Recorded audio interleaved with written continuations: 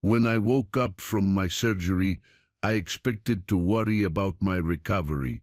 What I didn't expect was a congratulations card from a real estate agent thanking me for a smooth transaction. I'd been in Riverside General Hospital for 3 weeks after my stroke, and according to the paperwork in my hands, my daughter Sophia had sold my house while I was unconscious. The house I'd lived in for 42 years in Maplewood Heights, the house where my late wife Patricia had raised our children. Just like that, it was gone. Or so I thought, until I discovered that Sophia's perfect plan had one fatal flaw she never saw coming. And that was only the beginning. Don't forget to subscribe to the channel and comment where you're watching from. The Aurora Rehabilitation Center smelled like antiseptic and crushed dreams. I'd been there for 2 weeks after my 3-week stay at Riverside General, learning to walk without stumbling, learning to speak without slurring, learning that 70 years old doesn't mean you get to stop fighting for your life. The stroke had blindsided me on a crisp Tuesday morning in October while I was raking leaves in my backyard. One moment I was thinking about winterizing the sprinkler system. The next I was staring at ceiling tiles and listening to machines beep out the rhythm of my survival. Dr. Elena Vasquez had been cautiously optimistic during my discharge consultation. "You're fortunate, Eleanor," she'd said, her accent carrying the warmth of her Dominican heritage. "Many patients your age don't recover this well from a major stroke. Your speech is clear, your mobility is improving, and most importantly, your cognitive function shows no impairment." She was right about my mind being sharp enough to catch what she didn't say, that being mentally intact would make what was waiting for me at home infinitely more painful. My daughter Sophia had visited me exactly 4 times during my 5 weeks away from Cedarbrook Lane. Each visit felt calculated, clinical, like she was conducting a welfare check rather than spending time with her mother. She'd arrive with a small bouquet from the hospital gift shop, ask about my physical therapy progress, mention she was taking care of things at the house, and leave within 30 minutes. When I tried to discuss specifics about home, the mail, the plants, whether Mrs. Chen next door was keeping an eye on things, Sophia would redirect the conversation to my treatment plan. I'd given her my spare key 3 years ago, when I'd had that minor heart episode, just in case, I'd said, thinking about emergencies. I never imagined just in case would become the lever she'd use to dismantle my entire life. The morning of my discharge, Sophia arrived at Aurora Rehabilitation in her pristine white BMW, wearing designer sunglasses despite the gray November sky. She helped me navigate from the wheelchair to the passenger seat with the kind of careful efficiency you'd use handling fragile antiques. "Ready to go home, Mom?" she asked, adjusting her rear-view mirror. "More than ready," I said, watching the familiar neighborhoods of Westfield roll past the windows. The oak trees were nearly bare now, their branches reaching toward winter like arthritic fingers. Thompson's Hardware still had Halloween decorations in the window, and the old Methodist church still needed a new coat of paint on its steeple. Everything looked exactly as I'd left it, wrapped in the comfortable shabbiness of a town that had learned to age gracefully. Until we turned onto Cedarbrook Lane. There was a bright red sold sign planted in my front yard like a tombstone marking the death of everything I'd built. I stared at it, convinced my post-stroke medication was causing hallucinations. The sign had to be a mistake, a cruel joke, anything except reality. But the letters didn't waver or fade. They stood there bold and final against the backdrop of my blue colonial house with its white shutters and wraparound porch. "Sophia," I said, my voice barely above a whisper. Why is there a sold sign in my yard? Her hands tightened on the steering wheel. She didn't look at me. Mom, we need to have a conversation. We need to have it right now, I said, feeling my blood pressure rise in a way Dr. Vasquez would not have approved of. Sophia parked in the driveway of what apparently was no longer my house. The sight of my home, Patricia's roses dormant for winter, the porch swing where I'd watched 3 grandchildren learn to walk, the kitchen window where I'd stood washing dishes for 4 decades.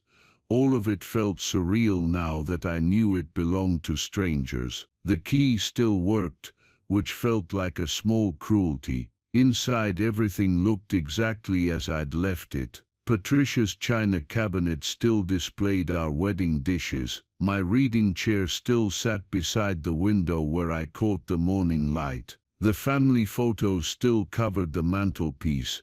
Sophia's college graduation, my wedding day, Christmas mornings from when the grandchildren still believed in magic. But knowing none of it was mine anymore transformed the familiar into something alien, like visiting a museum dedicated to someone else's life. Sit down, Mom, Sophia said, gesturing toward the living room sofa. I'll stand, I said, because sitting felt like surrendering territory I was already losing. Explain that sign. She set her purse on the coffee table with deliberate precision. The house has been sold. I handled the transaction while you were hospitalized. The words hit me like a second stroke. You handled it? This is my house, Sophia. Was your house, she corrected, and that past tense felt like a slap. Mom, you suffered a major stroke. For the first week the doctors weren't even sure you'd survive. I had to make practical decisions.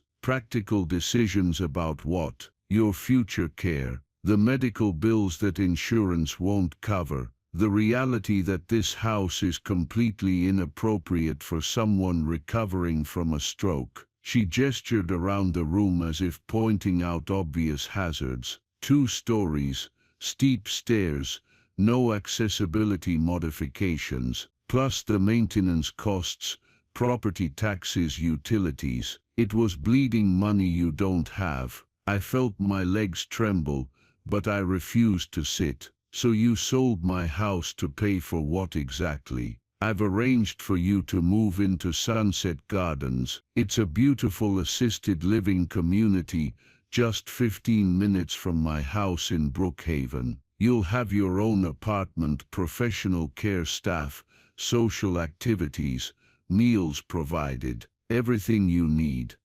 And I had no say in this decision. You were unconscious, Mom. Someone had to act responsibly. The word responsibly stung worse than the rest, as if 42 years of maintaining this house, raising children here, caring for Patricia through her final illness, had been irresponsible. As if every decision I'd made as an adult was suddenly null and void because I'd had a medical emergency. Show me the paperwork, I said. Sophia retrieved a thick manila folder from her briefcase. The documents inside were a maze of legal terminology and signatures that looked like mine but felt foreign to my memory. The buyer was listed as Pinnacle Property Solutions LLC. The sale price was $290,000. According to my homeowner's insurance appraisal from just 18 months ago, this house was worth $425,000. Sophia, I said, keeping my voice level despite the fury building in my chest, this house is worth more than this, significantly more, in today's market, with all the issues this place has. She shook her head. Mom, I was lucky to get what I did. Houses this old are money pits. The foundation needs work. The electrical system is outdated. The roof probably needs replacing soon. I'd been maintaining this house myself for decades. There was nothing wrong with the foundation. I'd had it inspected 5 years ago when I was considering a renovation. The electrical had been completely updated when Patricia and I installed central air conditioning. The roof was only 8 years old. Who told you about these alleged problems? The inspection company that Pinnacle Property Solutions uses. They do a courtesy evaluation as part of their purchase process. Something cold settled in my stomach. How long was this house on the market? It wasn't on the market. Pinnacle specializes in direct purchases from families dealing with medical crises. They reached out to me directly. How did they know to reach out to you? Sophia's hesitation lasted only a fraction of a second,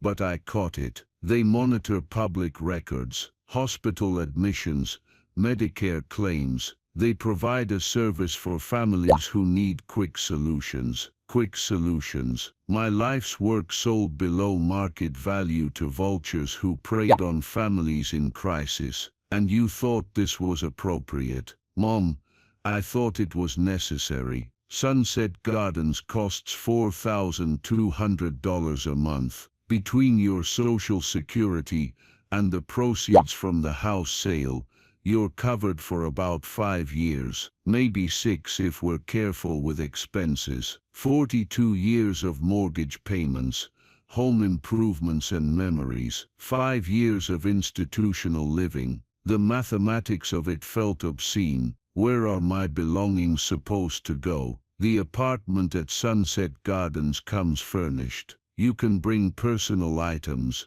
photos, some clothes, maybe a few pieces of jewelry. The rest, she shrugged. There's an estate sale company that handles these transitions. They'll take care of everything. Estate sale, as if I were already dead. That night I lay in my bedroom, my former bedroom, staring at the ceiling Patricia and I had painted together 23 years ago. Sophia had informed me I had exactly 2 weeks to organize my personal effects before Pinnacle Property Solutions took possession. After that I'd be driven to Sunset Gardens like livestock being transported to a new pasture. Sleep was impossible. Every familiar sound felt like a goodbye. The whisper of wind through the oak tree outside my window, the gentle settling of floorboards that had supported generations of footsteps, the distant hum of the refrigerator. Patricia had insisted we buy because it was energy efficient. Soon, all these sounds would belong to strangers. Around 2 a.m., I gave up on sleep and made my way downstairs to my home office. If I only had 2 weeks in this house, I was going to understand exactly how I'd lost it. I started with the power of attorney documents. Patricia and I had been meticulous when we'd established them, working with attorney Marcus Brennan to ensure every detail was legally sound. I found the original documents in my filing cabinet, and the language was crystal clear. The power of attorney was to be activated only if I was mentally incapacitated and unable to make reasoned decisions regarding my personal and financial affairs. Being unconscious due to a medical emergency was not the same as being mentally incapacitated. There was a crucial legal distinction that Sophia had either misunderstood or deliberately ignored. I made a note to call Marcus Brennan first thing in the morning. Next I turned to my computer. Pinnacle Property Solutions had a website that looked professional. At first glance, testimonials from grateful families, photos of smiling seniors, reassuring language about stress-free transitions during difficult times. They claimed to specialize in helping families navigate medical emergencies, divorce and foreclosure with dignity and speed. But when I dug deeper, the facade began to crack. The testimonials used stock photos I recognized from health insurance advertisements. The company's address led to a mail forwarding service in a strip mall. Their Better Business Bureau rating was non-existent because they'd only been in business for 14 months. I spent the next 2 hours researching property records, business registrations, and online reviews. What I found painted a disturbing picture. Pinnacle Property Solutions appeared to target elderly homeowners during medical crises, offering quick cash sales at below-market prices to families too overwhelmed to negotiate properly. The most damning evidence came from a consumer protection website, where I found 3 complaints from families who'd realized too late that they'd been taken advantage of.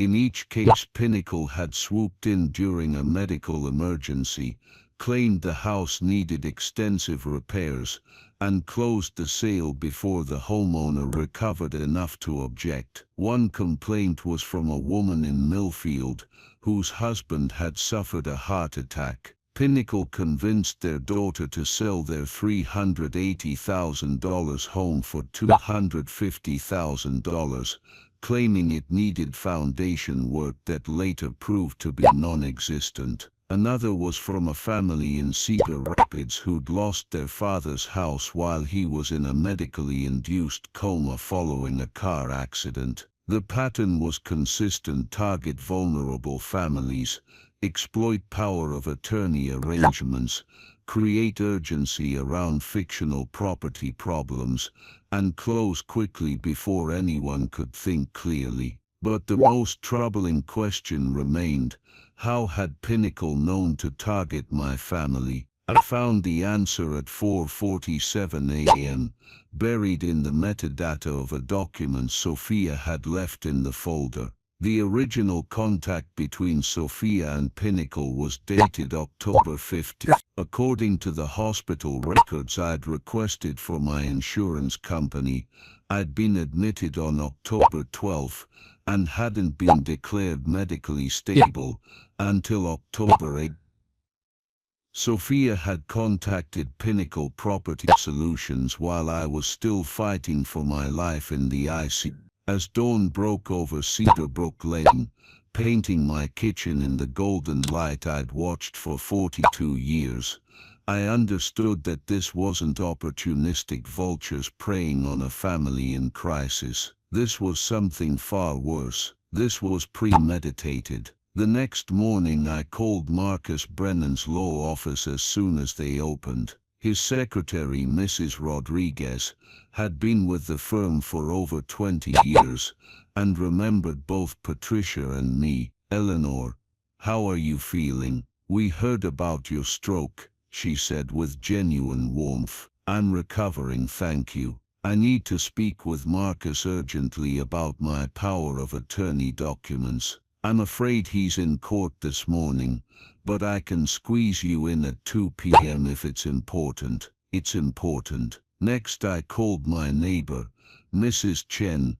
who'd lived next door for 50 years. She was a retired accountant with sharp eyes and strong opinions about neighborhood happenings. "Eleanor, thank God you're all right," she said when she heard my voice. "I was so worried when I saw the ambulance. Thank you for watching the house while I was away." There was a pause. "Well, I tried to, but your daughter said you didn't want visitors or help. She was very specific about that." My blood ran cold. "What exactly did she tell you?" "She said you were very private about your medical situation and didn't want neighbors involved. She mentioned she was handling everything and asked me not to interfere. When I saw the real estate people coming and going, I assumed you'd made the decision to sell." "What real estate people?" "Well, first there was a man who came to take pictures,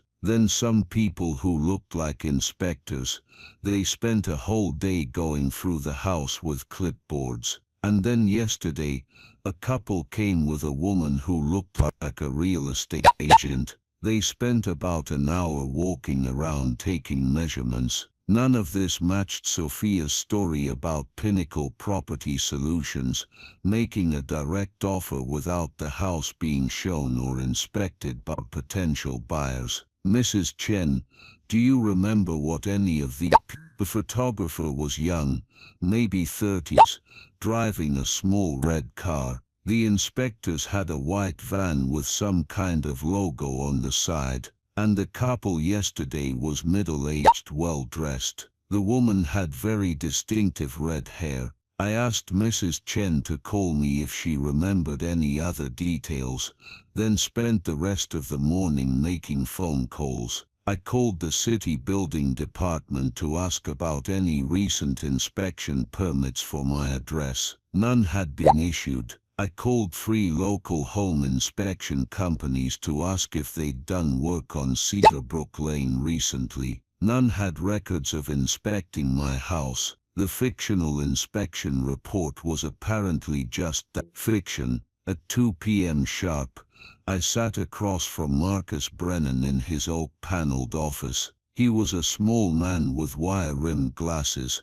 and the kind of precise manner that inspired confidence in his legal abilities. "Eleanor, I'm glad to see you looking so well," he said, spreading my power of attorney documents across his desk. "Now what's this about your house being sold?" I explained the situation as methodically as I could, handing him copies of the sale documents Sophia had provided. Marcus's frown deepened as he read. "This is problematic on several levels," he said finally. "First, the power of attorney language we drafted specifically requires medical certification of mental incapacity, not just physical incapacitation. Second, any major financial decision like selling real estate should have been discussed with your primary physician, and ideally with the court. Is the sale legally valid? That's complicated. If Sophia exceeded her authority under the power of attorney, the sale could potentially be voided, but it would require proving that she acted improperly, and that's not always straightforward." Marcus leaned back in his chair, his expression thoughtful. "Eleanor, I have to ask, is there any possibility that Sophia genuinely believed she was acting in your best interests?" I thought about the timeline, the contact with Pinnacle 3 days after my stroke, the lies about neighbors offering help, the fictional inspection report, the below-market sale price. "No," I said firmly. "I don't think she was acting in my best interests at all. That evening I did something I hadn't done in years. I went through Sophia's old bedroom, looking for clues about who my daughter had become when I wasn't paying attention. The room had been converted into a guest room years ago, but I'd kept some of her things in the closet: high school yearbooks, college textbooks, photo albums from her early 20s. As I flipped through the pages, I tried to pinpoint when the bright, ambitious girl in these pictures had transformed into someone who could sell her mother's house while she lay unconscious in a hospital bed. In the back of her college psychology textbook, I found something that made my hands shake. Tucked between pages about elder care and mental competency laws was a business card for Pinnacle Property Solutions. But this wasn't a recent business card.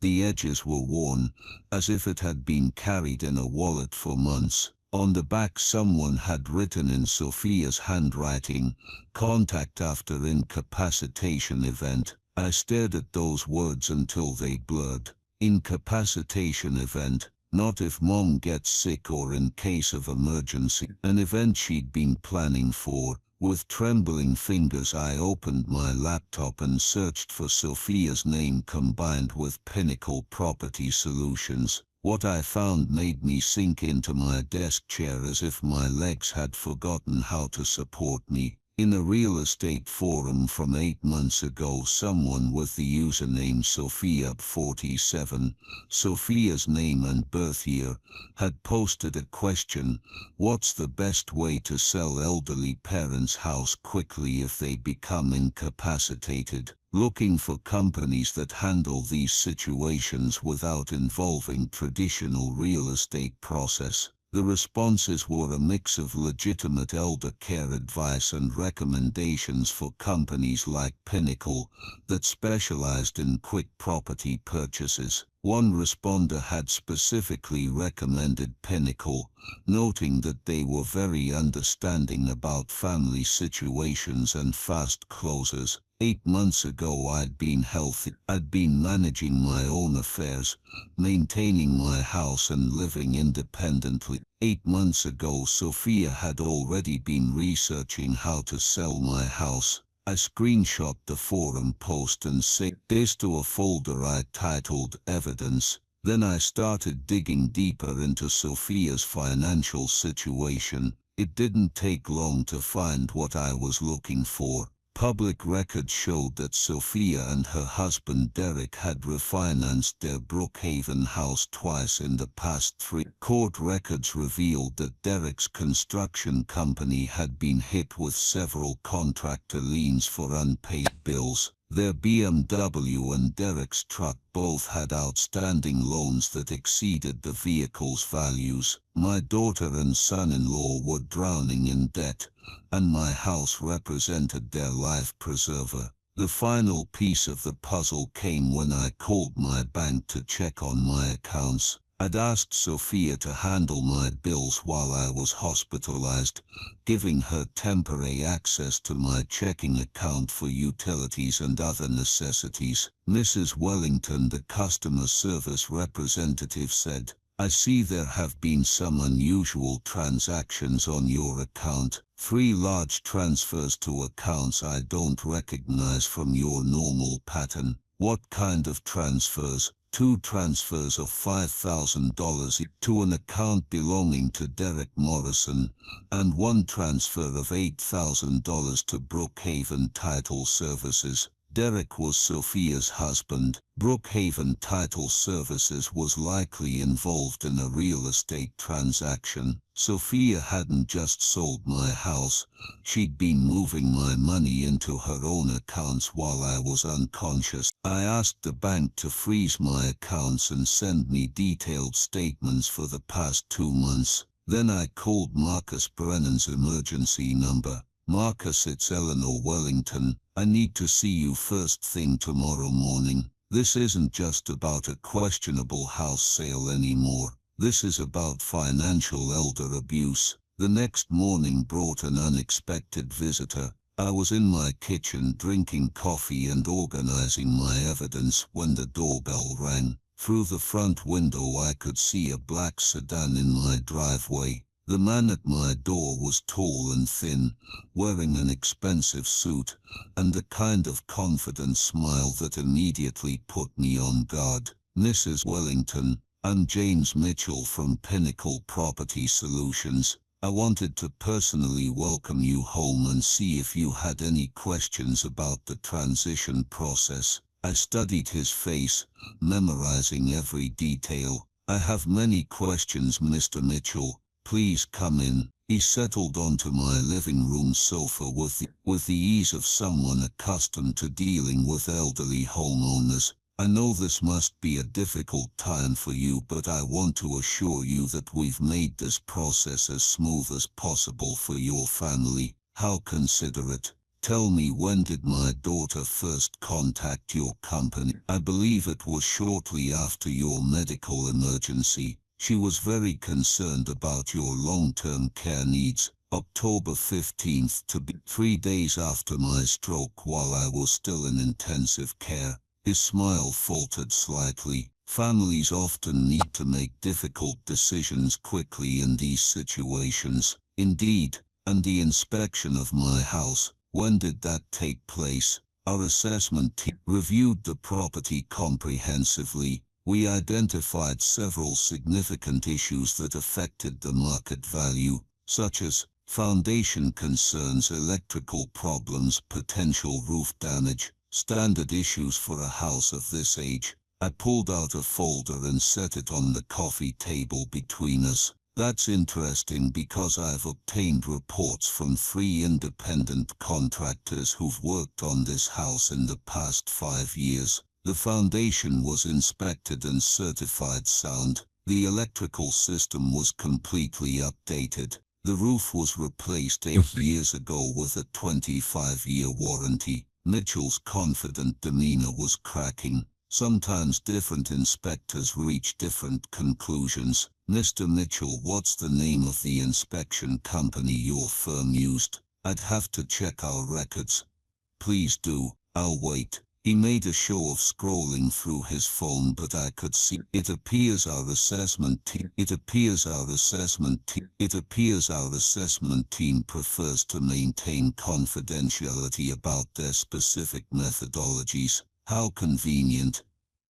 I opened the folder and pulled out the forum screenshot. Mitchell, does your company typically work with clients who've been researching your services for months before their parents suffer medical emergencies? His face went pale as he looked at the printed page. I'm not sure what you're implying. I'm not implying anything. I'm stating facts. My daughter contacted your company 8 months ago asking for advice about selling elderly parents' property. She made contact with you again 3 days after my stroke. You provided a fictional inspection report to justify a below-market purchase price, and during this entire process you bypassed every standard protocol that would have protected an elderly homeowner's interests. Mitchell stood up abruptly. Mrs. Wellington, I think there's been some misunderstanding. Your daughter was acting under legal authority to make decisions for your care. My daughter was acting under the false belief that she could abuse her power of attorney to steal my house and funnel my money into her own accounts. But here's what she didn't plan on, Mr. Mitchell. I stood up too, feeling steadier than I had since coming home. She didn't plan on me surviving the stroke with my mental faculties intact. She didn't plan on me having friends who noticed her lies. She didn't plan on me having records that contradicted her fiction. And she certainly didn't plan on me having a very good lawyer who specializes in elder abuse cases. Mitchell was backing toward the door. Mrs. Wellington, I think you should discuss this with your daughter before making any hasty accusations. Oh, I intend to discuss it with my daughter, right after I discuss it with the District Attorney's Office, the State Attorney General's Elder Abuse Division, and the Better Business Bureau. Did you know that what you've done isn't just unethical, Mr. Mitchell? It's criminal. Financial exploitation of a vulnerable adult is a felony in this state. He left without another word, his black sedan disappearing down Cedarbrook Lane faster than the speed limit allowed. I watched him go, then returned to my kitchen and picked up my phone. It was time to call Sophia and have a conversation she'd been avoiding for 5 weeks. But first I had one more call to make. Marcus, it's Eleanor. They just made a very serious mistake. The representative from Pinnacle Property Solutions just visited me, and he confirmed several details that prove they knew this was fraudulent from the beginning. How quickly can we get an emergency injunction to stop this sale? My daughter sold my house while I was in hospital. Part 2. The backfire. The emergency injunction. Marcos Brennan moved faster than I'd ever seen a lawyer move. By noon the next day, we were standing before Judge Catherine Hayes in the Westfield County Courthouse, seeking an emergency injunction to halt the property transfer. Marcos had assembled a file thick enough to choke a horse, filled with evidence of fraud, elder abuse, and power of attorney violations. Sophia sat across the courtroom with her own attorney, a nervous-looking man named Bradley Winters, who kept glancing at his watch as if he had somewhere more important to be. When our eyes met, Sophia's expression was a mixture of shock and fury. She hadn't expected me to fight back. She certainly hadn't expected me to fight back this effectively. Your Honor, Marcos began, his voice carrying the authority of 30 years practicing elder law. What we have here is a textbook case of financial exploitation. Mrs. Wellington's daughter used a medical emergency as an opportunity to steal her mother's primary asset while the victim was unconscious and unable to protect herself. Judge Hayes was a woman in her 50s with steel-gray hair and the kind of sharp eyes that suggested she'd seen every scam in the book. She listened as Marcos presented our evidence, the forum post from 8 months ago, the fictional inspection report, the below-market sale price, the unauthorized bank transfers. Bradley Winters stood to respond, but his defense was weak and getting weaker by the minute. Your Honor, my client was acting under legitimate power of attorney authority to secure her mother's long-term care needs. Mrs. Wellington's medical condition required immediate decisions about housing and financial resources. Mr. Winters, Judge Hayes interrupted. Are you familiar with the legal definition of mental incapacity as it relates to power of attorney activation? Yes, Your Honor. And are you aware that Mrs. Wellington's medical records show no cognitive impairment, no mental incapacity, and that she was medically cleared for independent decision-making upon discharge? Winters shuffled his papers helplessly. The family was facing a crisis situation, Your Honor. The family was facing a debt situation, Mr. Winters. There's a difference. Judge Hayes turned to Sophia. Miss Morrison, please stand. Sophia rose on unsteady legs, her designer composure finally cracking. Miss Morrison, did you contact Pinnacle Property Solutions on October 15th, 3 days after your mother's stroke? I was trying to plan for her care. Did you research methods for selling elderly parents' property 8 months before your mother's medical emergency? Sophia's silence stretched until it became an answer in itself. I'm granting the emergency injunction, Judge Hayes announced. The property transfer is hereby suspended pending a full investigation. Miss Morrison, you are ordered to return all funds transferred from your mother's accounts within 48 hours, and your power of attorney privileges are immediately revoked. The gavel came down like thunder, the unraveling within hours of the court order. Sophia's carefully constructed world began collapsing like a house of cards in a windstorm. The suspended property sale triggered a cascade of consequences she'd never anticipated. Derek's construction company had been counting on the house proceeds to satisfy several contractor liens that were due by month's end. Without that money, the liens would trigger a forced business closure and personal bankruptcy.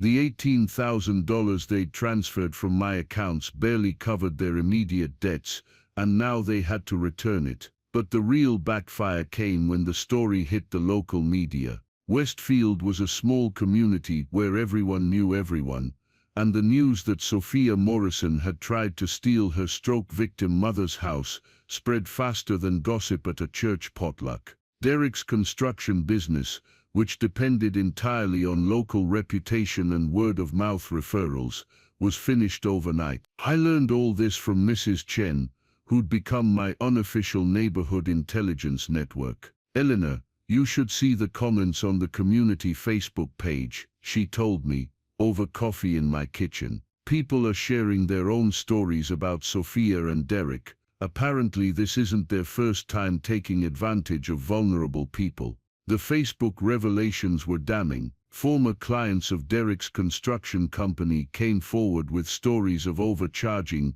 shoddy work, and pressure tactics targeting elderly homeowners. Sophia's real estate referral business had apparently been steering vulnerable seniors toward companies like Pinnacle Property Solutions in exchange for finder's fees. My daughter and son-in-law hadn't just targeted me, they'd built their entire livelihood around exploiting people exactly like me. The confrontation. Sophia called me on Thursday evening, her voice brittle with desperation. Mom, we need to talk. This has gotten completely out of hand. Has it? I think it's gotten exactly where it needed to be. You don't understand. You're destroying our lives over a misunderstanding. Come over, I said. Let's discuss this misunderstanding. She arrived an hour later, looking like she'd aged 5 years in 5 days. Her designer clothes couldn't hide the toll that public humiliation and financial ruin were taking on her.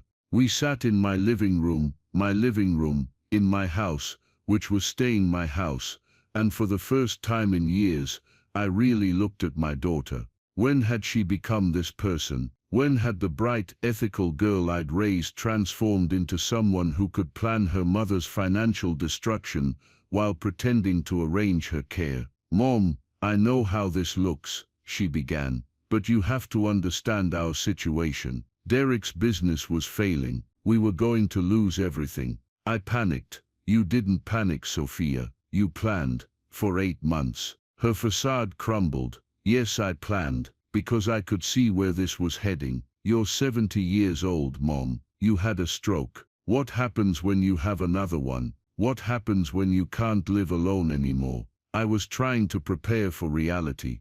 Reality, or your reality. Because my reality is that I'm recovered, I'm competent, and I was perfectly capable of making my own decisions about my care and my property. But for how long? The question came out sharper than she'd intended, revealing the calculation underneath her concern. "Mom, this house is worth hundreds of thousands of dollars. Are you planning to let it all go to some nursing home when you can't take care of yourself anymore? Wouldn't it be better to secure that money for your family?" And there it was. The truth she'd been dancing around for months. This wasn't about my care, it was about her inheritance. She'd decided I was taking too long to die, so she'd manufactured a crisis to access what she considered her money. "Sophia," I said quietly, "you tried to steal my house while I was fighting for my life in a hospital bed. You transferred my money into your accounts while I was unconscious.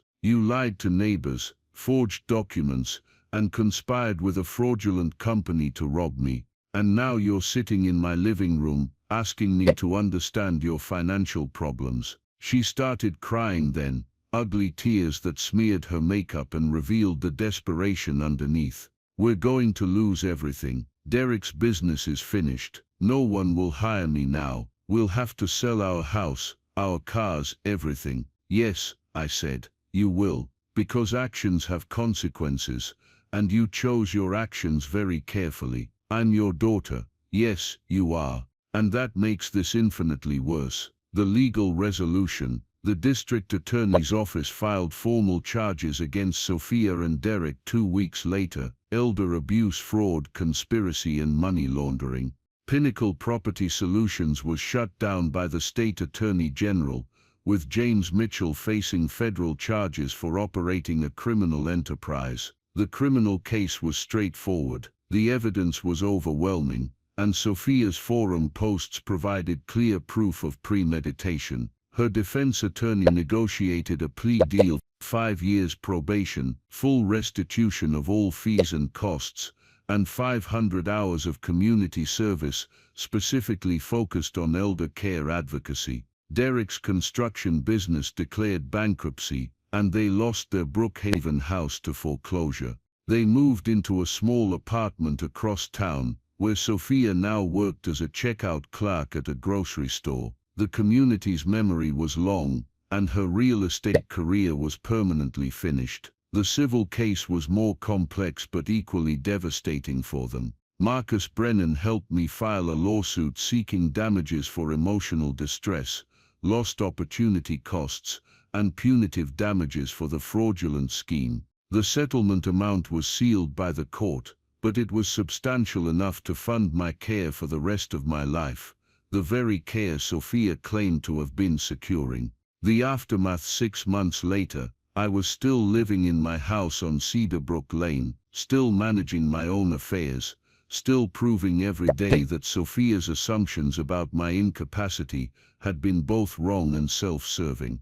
Dr. Vasquez pronounced my recovery remarkable and cleared me for all normal activities. I made some changes, of course. I installed a medical alert system and arranged for twice-weekly check-ins with a home health aide. I updated my will to leave the house to a charity that provided legal advocacy for elder abuse victims, and I revoked all powers of attorney, instead establishing a trust managed by the bank with strict oversight provisions. Sophia and I hadn't spoken since that confrontation in my living room. She'd sent one letter, filtered through attorneys, expressing remorse and requesting reconciliation. Marcus advised me to keep it as potential evidence, but not to respond. Mrs. Chen asked me once if I missed having a relationship with my daughter. The question surprised me with its complexity. Did I miss the daughter I thought I had?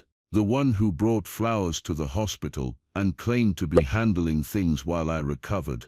Yes, I missed her terribly, but that daughter had never existed. She'd been a performance, a manipulation designed to maintain access to what Sophia considered her eventual inheritance. The real Sophia was the one who'd researched property theft methods while I was healthy, who'd contacted fraudulent companies while I was dying, who'd stolen my money while I was unconscious. I didn't miss her at all. Reflection: people ask me how I found the strength to fight my own daughter in court. The answer is simpler than they expect. I found the strength to survive the stroke, and everything after that was just momentum. The hardest part wasn't the legal battle, or the public humiliation, or even the financial stress. The hardest part was accepting that the person I'd loved and trusted most in the world had been planning to betray me for months before she had the opportunity.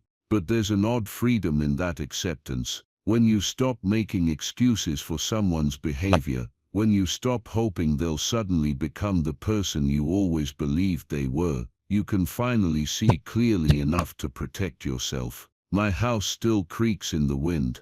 Mrs. Chen still brings me soup when I'm under the weather. The roses Patricia planted still bloom every spring, and I still sit on the porch swing, watching the seasons change on Cedarbrook Lane. I'm 70 years old, I survived a stroke, and I defeated my own daughter's attempt to steal my life's work. Some days that feels like more victory than one person deserves. Other days, it feels like exactly enough. The moral of this story isn't complicated. Predators often wear familiar faces, but documentation and determination can defeat even the most carefully planned betrayal. Sophia's scheme backfired not because she was unlucky, but because she underestimated the woman she was trying to rob. She thought she was stealing from a helpless victim. Instead, she discovered she was stealing from a survivor, and survivors, as she learned too late, fight back. The end. Thank you for following Eleanor's journey.